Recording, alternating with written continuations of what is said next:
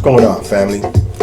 Just want to take this time, man, to address y'all concerning this topic that's been all over the internet recently regarding whether Puerto Ricans help create hip-hop or were Puerto Ricans foundational to the creation of hip-hop culture.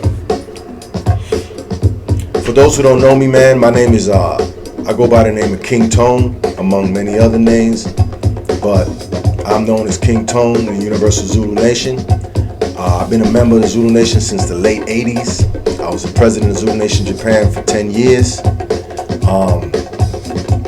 And as you can see by the flag behind me, I'm Puerto Rican. And as you could clearly see with your eyes, I'm black. So this is a topic that is kind of near and dear to me because it's something that I've dealt with my whole entire life. Being Puerto Rican and being black. Like, those two things are not supposed to go together or something like that, which is ridiculous, which is the reason why I'm doing this. One thing I want to try to clarify for the record is that Puerto Ricans are black, period.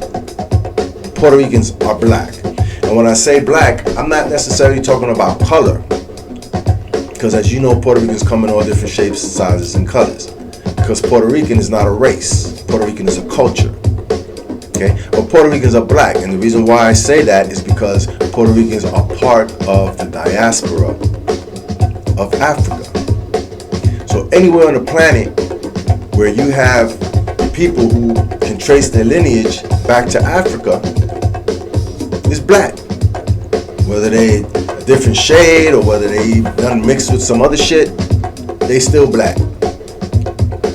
What you're seeing right now is very dangerous because this is just another form of divide and conquer, which is some old Willie Lynch shit that they've been using on us since the beginning. Okay? Separate the tall from the dark, from the short, the dark from the light skin, the fat from the skinny, the East Coast from the West Coast.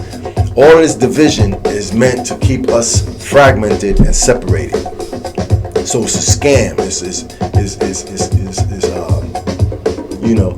This is another ploy to sow division into our community, which is the reason why I'm making this message, because I feel like it's that important that anybody that has any kind of insight on this message or on this topic should speak on it.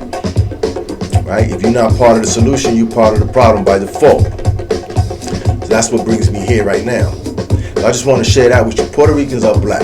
Now, you do have some Puerto Ricans that might want to say, well, I'm not black, I'm Puerto Rican, I'm this, I'm that. And of course, because there's a stigma and a stereotype that's been socially engineered into being black. And that's just not here in the United States. That's all through the Caribbean.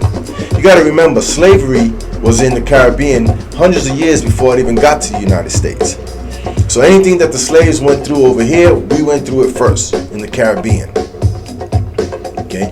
The only difference is that in the Caribbean, we retained a lot more of our culture as it pertains to African culture. With the drums, the congas, the musical rhythms, the call and response. If you know anything about Puerto Rican music, you know about bomba, plena, or any of these type of music forms, we utilize call and response. Anywhere that you see a polyrhythm or call and response, that's African. Okay? So fast forward to the 40s, late 40s, early 50s, Puerto Rico becomes a commonwealth of the United States. And as a result of that, you have this huge influx of Puerto Rican people, my parents included, that came from the island directly to the States. And one of the places that they ended up in was New York. So now you have this whole immigrant community now coming in, and they get put right in the hood, right with all the black people, with the other black people. Let's put it that way. So now you got Puerto Ricans and blacks all living in the same neighborhood. So we're all subjected to the same things. We're all being influenced by the same external influences. We're hearing the same music, we're seeing the same visuals, and we're kind of immersed in the same type of social engineering program that everybody else is. So from that point forward, we are sharing an experience. Now, there may be some cultural differences because you gotta remember, so-called FBAs, or Foundational Black Americans, which I don't even know what that means. That's some new shit.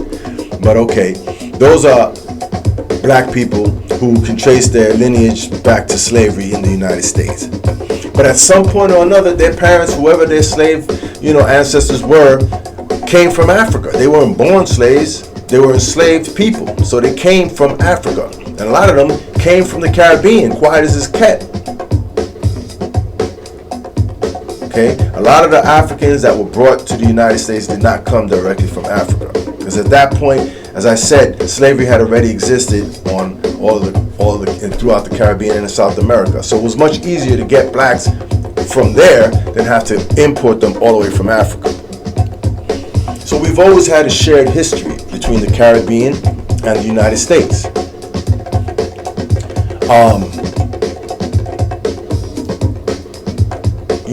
Fast forward to the 70s, when you see the formation and the beginning of hip hop. Of course, it started in the black neighborhoods, it started among the African American community, but we were part of that community. We were not excluded from that community, even though there was some tension. There's tension, that goes back to tribalism. As a matter of fact, when they came to Africa to get us, what was we doing? We was fighting each other, right? You had the Monomatapa Empire, you had the Ashanti Empire, you had all of these different groups, these empires, right? The Yoruba or Yo, all of these different groups that were fighting each other. And whenever one group would defeat the other group, they would take the captives and they would sell them to the Portuguese. That's how that whole slave trade thing got started, because we were fighting each other. And they realized that as long as we was fighting each other, they could play one side against the other, which they did. So when we look at this whole topic right now with whether Puerto Ricans helped create hip hop and all this stuff, it's really, really a pointless fucking issue.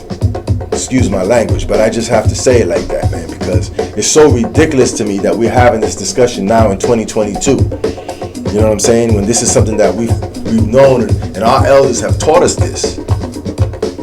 Going all the way back to the 60s and 70s. Puerto Ricans are black, and yes, Puerto Ricans were there since the very beginning of hip hop. And if you want to say, well, we didn't see too many Puerto Ricans, what about if I was up in there? If I was up in there, you wouldn't even know I was Puerto Rican. You would just think, oh, this is just another black brother up in here. And then, well, I'm not an anomaly. There's a lot of black Puerto Ricans. So yes, we've been there since the very beginning. When you think about all the early break beats, that used to get people going on the dance floors and stuff like that, one of the principal sounds in those break beats was the conga and the bongo. If you listen to Apache, that whole break is nothing but bongo drums.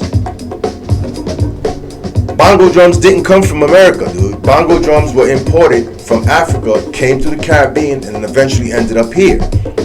So our influence has always been integral to the creation of hip-hop as a culture. We've been here since the beginning. When you talk about the dance forms, everybody knows that the Puerto Ricans dominated b-boying for a very long time. You know what I'm saying? Not to say that there wasn't a lot of black b-boys, because there was. But what made the Puerto Rican b-boys stand out is that we brought those elements of salsa, merengue, mambo. You know what I'm saying? We brought all that flavor to the dance. When we would dance, we would throw that little cha-cha step in there. You know what I'm saying? We would add these elements that took the art form to another level. That's the reason why eventually the whole b-boy thing was being dominated by mostly Puerto Ricans. And the reason why was because a lot of brothers that were FBAs, Foundational Black Americans, whatever you want to call them, didn't have that cultural experience of, even though something inside them made them like attracted to the drum, you hear that drum beat, it just wakes something up inside of you. You know what I'm saying? It's something that you just got to gravitate to if it's in you. So yeah, they heard it and they gravitated to it, but they didn't have the foundation of it the way we did, because we had that cultural attachment to it. Which which is something that they didn't have at the time. Okay, so now, long story short, we start incorporating all these things into hip hop, and then hip hop eventually unfolds to become what it is today. You know, so for us to sit here now, because hip hop is a multi-billion-dollar industry, and I get it, you know what I'm saying? A lot of brothers that are out here right now feel like, yo, you know, every time we come up with something, somebody want to take it from us. True, I get that, but quiet as it's kept, and truth be told, some black people have a tendency to do the same thing. Like I told you, I was the president of Zulu Nation Japan for 10 years. Okay, and I had Japanese people coming up to me, telling me, why are black people saying that they created karate? Because it's true. If you listen to a lot of music, if you read shit, if you listen to a lot of these so-called conscious community people that would tell you, oh yeah, you know, there was hieroglyphs in Egypt of people doing martial arts, so we started karate. You know what I'm saying? The Japanese owe us for karate and shit. We invented that. No, we didn't. We might have been doing martial arts, but karate as an art form is something that is inherently belongs to Japan. More specifically, Okinawa, and then up into Japan. So that's just one example. We take credit for a lot of things sometimes because we say, well, we were the first ones to do it. We were the first people on the planet. So therefore, it's us. That's our shit. Nah, bro. We can't do that. And then expect to not have other people try to, you know, acclimate themselves or try to, what's the word I'm looking for? Try to appropriate our culture, because we're doing the same thing to other people. All right? But let's move beyond that for a minute. Right? Let's let you treat that as an aside. When you talk about hip hop, when you talk about just everything about hip hop, you gotta understand that hip hop is an African vibe. It's so old that the energy that's behind it, because energy never dies, right? It's just recreated. So the energy that was the source of hip hop, and I can tell you as somebody who was an active participant, I'm a 70s baby. I'm born and raised in Brooklyn, New York. I grew up around all that shit. You know what I'm saying? I can tell you for a fact that hip hop was a vibe. Hip hop was something that you could come out at night on a Friday night and stand on the Broadway Junction platform, and you could just feel it from the city, just like pulsing. Like, oh yeah, this is gonna be one of those nights. Like hip hop was just one of those things that you could feel. You know what I'm saying? And we all felt it, and we were all stimulated by it, and we all contributed to it. So what does that mean? Yes, hip hop is a black creation, but Puerto Ricans are black. And when you talk about, and when people, and I think some of the confusion is when you're talking about, when they say, some people say Latinos help create hip hop. Now that can be disputed, because Latino is a broad term. Mexicans are considered Latinos, but there weren't a lot of Mexicans in New York at that time. A lot of Mexicans on the West Coast, but not on the East Coast. The East Coast is right in line with the Caribbean. It's a straight shot. So you had a lot of Puerto Ricans in New York. You had Dominicans, right? You had Panamanians. You had some Cubans. You didn't have a lot of Argentinians. You didn't have a lot of Salvadorians at that time. Now we got, but at that time we didn't. So when you say Latinos, these other Latino groups came around way later. But as far as Puerto Ricans go, as far as Latinos of Caribbean descent, we've been there since the beginning. And and anybody that tells you anything is different is mistaken. I ain't gonna say they're lying to you, but they're mistaken.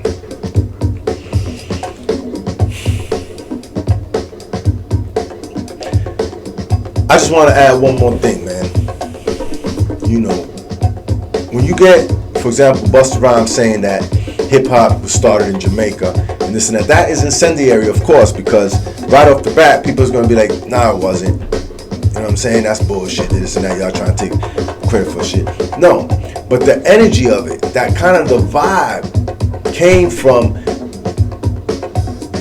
came from Jamaica as far as the systems being outside, putting the sound systems outside. That's something that they was doing over there. That's something that they added on. So when you say, what did they bring to the table? They brought that. They brought that. Now, they wasn't playing break beats and they wasn't doing that, but they brought that element to the table, the sound system. Sound for the music for the people, for the community. Because remember, at the end of the day, this is all based on Africanism, right? If that's even a word. Afrocentric thought, let's put it that way. And one of the core principles of Afrocentric thought is community. It takes a village to raise a child. That's an African proverb. You understand? Community. So when you start putting the music out there and it's free for the people, and the whole community can come out and embrace it, and everybody in the community can come and dance and share. That's what we do as black people. That's what we do. So to say that, like, okay, yeah, the first ones that did it were black or this and this and that is like an argument that, number one, can never be proven. Like to say as far as like, okay, well, it was just black-skinned people that did it. Because, again, you don't know who's standing next to you. I could have been standing there. You'd have never known that I'm Puerto Rican. Unless I tell you I'm Puerto Rican. Unless you hear my accent, because I do got a little accent. I speak 3 languages. I got an accent. You know what I'm saying? Or unless you met somebody in my family who was more typically Puerto Rican looking. Then you can say, oh shit, that's your sister, that's your cousin. Oh man, I didn't know you were Puerto Rican. Well, yes, I am. So this whole topic, man, is something that I hope we don't spend too much time on, because really it's a frivolous thing. But I just want to say that we've been there since the beginning. My big bro, Grandmaster Caz, has a saying when it comes to hip hop. He goes, we built this building and we know our way around. Well, let's put it this way. If black people laid out the foundation for hip hop, Puerto Ricans were right there in the beginning, bringing them the materials, helping them construct it, helping them put the walls up, helping them do everything. We co-created hip hop. I'm talking about Puerto Rican culture. I'm not going to say Puerto Ricans versus black, because we all black. But Puerto Rican culture, that aspect of Latino culture was very influential in the formation of what we call hip-hop today. Period, point blank. So that's it, man. That's my message, and I'm going to leave it at that. A lot of people might have other stuff to say. I'm going to let them say it. But I just felt like I had to speak on this shit, because this is something that, number one, I witnessed. I was a participant. I was there. Number two, I'm the demographic you talking about. I'm the dude you talking about. I'm that black Puerto Rican that you talking about. And I'm telling you, we was there. And we gonna be here. Alright? Peace.